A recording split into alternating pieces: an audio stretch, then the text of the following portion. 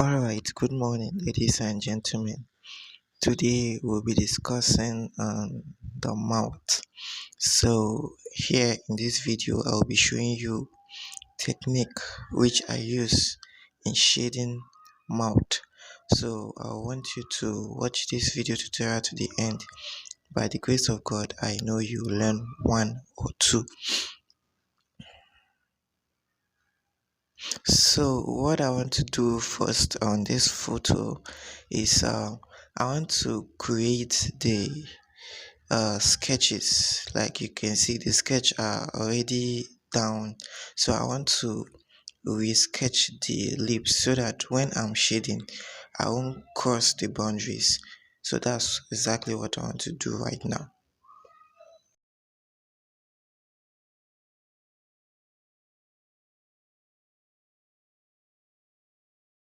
Now I'm done with the sketches. So what I want to do is I want to create that separating line that separate the upper lips from the lower lips. So that dark value shade is what I want to represent on this pencil work. So I'll be using my Maris charcoal pencil to draw out the outline. Yes, a very dark outline to separate the upper lips from the lower lips before I can start shading. When I'm done with that, what next I'm to do is I'm to create highlights. So I'm going to use my pencil to draw out places where my light values are. So I want to separate my light values from my work so that when I'm shading, I know that this place is a light value, so I won't shade those areas. So I'm just drawing lines to create my light values.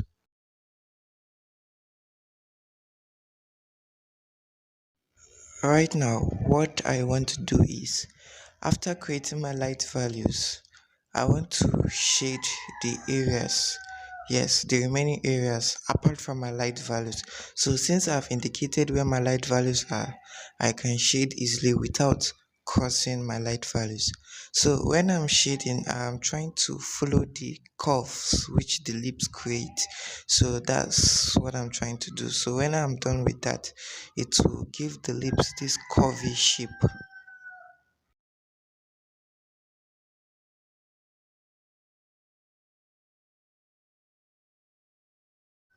When I'm done shading the upper lips and the lower lips, the next step is blending. Yes, so I blend using my brush, but in case you don't have a brush, you can blend using tissue paper, cotton wool, piece of soft cloth, or if possible you can use your thumb. Yeah, your hands can blend too, but it's advisable to blend with brush. So I'll make sure I blend the upper lips and the lower lips properly in a way that it's very smooth before I'll go to the next stage.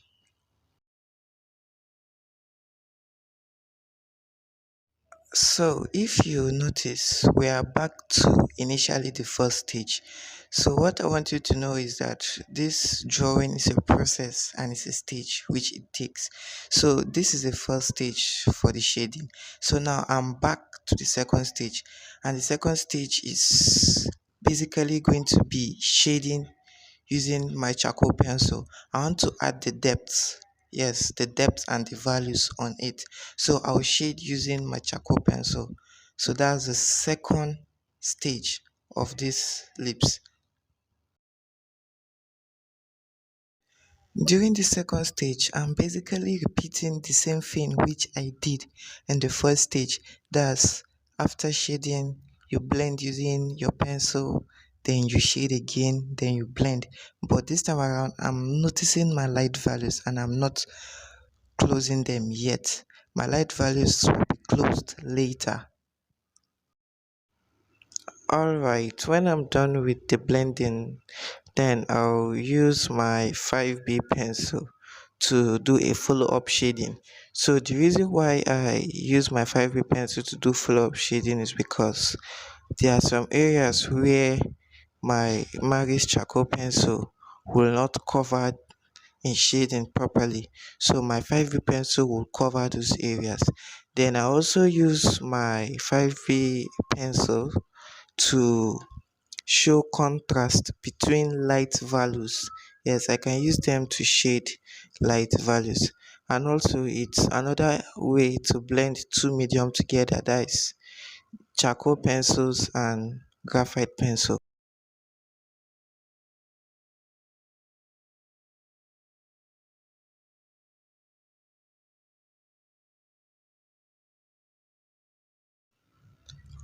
Now that I'm done with the series of shading and blending, I would love to apply charcoal dust on the lips. So doing this, I'll be using my flat thin brush to apply powder on the lips. So this process is just to help the work look very smooth and to enhance the beauty of the work. And it's also another way to add dark values to where there's dark values on the work.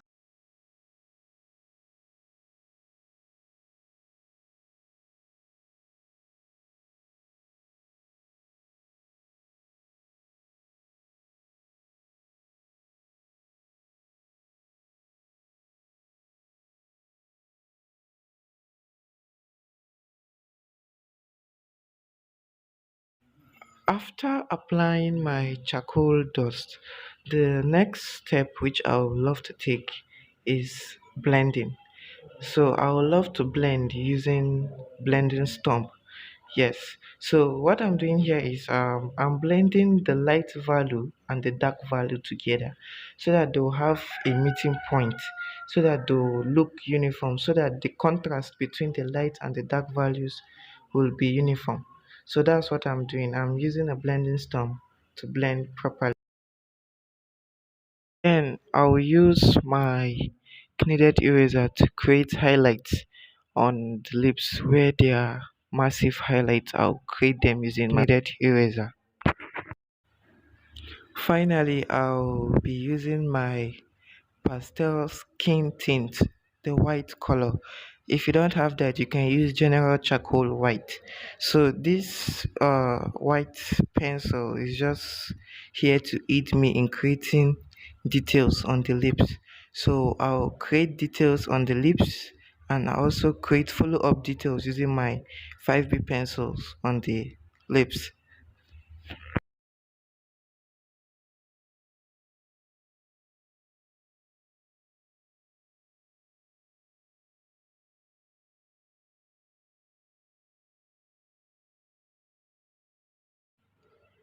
Using my 5B pencil, I will use the pencil to draw out the lines of folds on the lips. So they are just tiny lines that looks like wrinkles.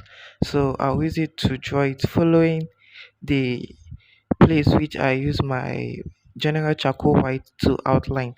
So I'll just create a thin line around those areas.